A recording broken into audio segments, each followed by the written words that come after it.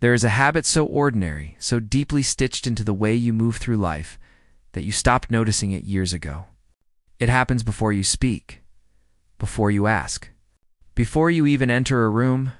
And the frightening part, the part it took me nearly a lifetime to understand, is that every single time it happens, a small piece of you fades away. Not loudly, not dramatically. Quietly like water wearing down stone, slow, patient, invisible, till one day you look at yourself and wonder, when did I become this small? My name is Arthur Hale.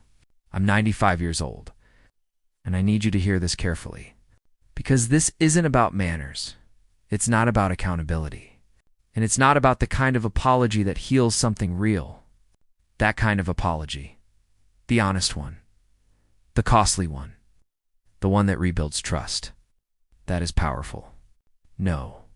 What I'm talking about is something far more dangerous. The reflex apology. The automatic sorry that slips out before your thoughts even form. The one you attach to your needs. The one you use to shrink your presence before anyone else gets the chance to. Sorry to bother you. Maybe I'm wrong, but I don't want to take your time, if you're honest. You felt that just now? That hesitation, that instinct to soften yourself, reduce your impact, to make sure you don't feel like too much. You've been doing it so long, it doesn't feel like self-erasure anymore. It feels like being polite. But let me tell you the truth. It is not politeness. It is a quiet lie you tell yourself about your own worth. And the longer you repeat that lie, the more real it becomes. Until one day, you don't just act small, you believe you are. That ends today. Not with some loud transformation, not with a speech or a promise, but with small, deliberate moments of honesty. Let me show you where it starts. First, stop apologizing for taking up time. Your existence is not an interruption. You don't owe people an apology for needing attention, for asking a question, for reaching out. I once knew someone who began every sentence with, "I'm sorry." Before asking, before speaking, before existing, she had lived so long believing she was a burden that she introduced herself as one. Every single time. And here's the tragedy. Nobody taught her that directly. It happened slowly. A look here. A reaction there.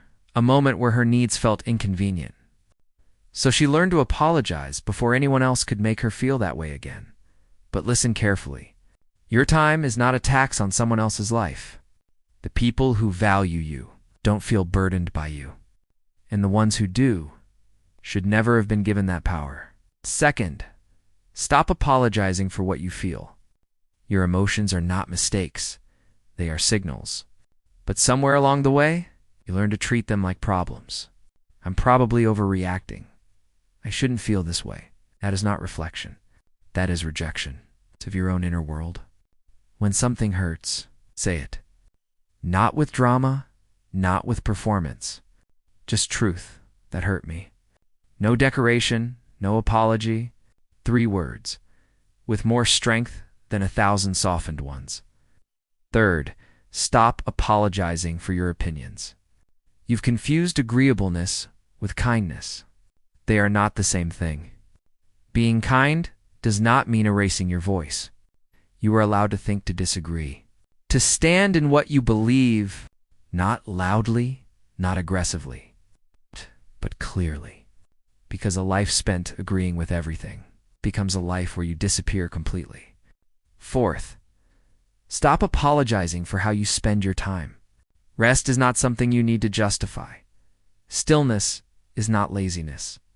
If an hour of your day belongs to no one but you, then it is yours. Without explanation, without guilt. Without apology. Fifth, stop apologizing for saying no. No is not cruelty. It is clarity. You don't need a paragraph to defend it. I can't do that. I'm not available. That is enough. Because every time you say yes out of guilt, you steal something from yourself. And eventually there's nothing left to give. Sixth, stop apologizing for your age. If you are young, you are not inexperienced garbage. If you are older, you are not outdated. Where you stand right now is value. Stand in it fully. Seventh, stop apologizing for how you love. Love doesn't need permission. not from society, not from timing, not from anyone watching. The moment you start shrinking your love to fit other people's comfort, you begin losing it. And finally, stop apologizing for who you've become. You are not a draft. You are not unfinished. You are the result of everything you've lived through, survived, built, and endured. That version of you does not need to say sorry for existing. Now listen closely, because this is the part nobody tells you. Every unnecessary apology is not just a moment. It's a vote against yourself. And if you keep casting those votes, eventually you lose. Not because you weren't enough, but because you convinced yourself you weren't. The way out is simple. Not easy, but simple. Pause. Just for a second, before the next sorry escapes your mouth. Ask yourself, did I actually do something wrong?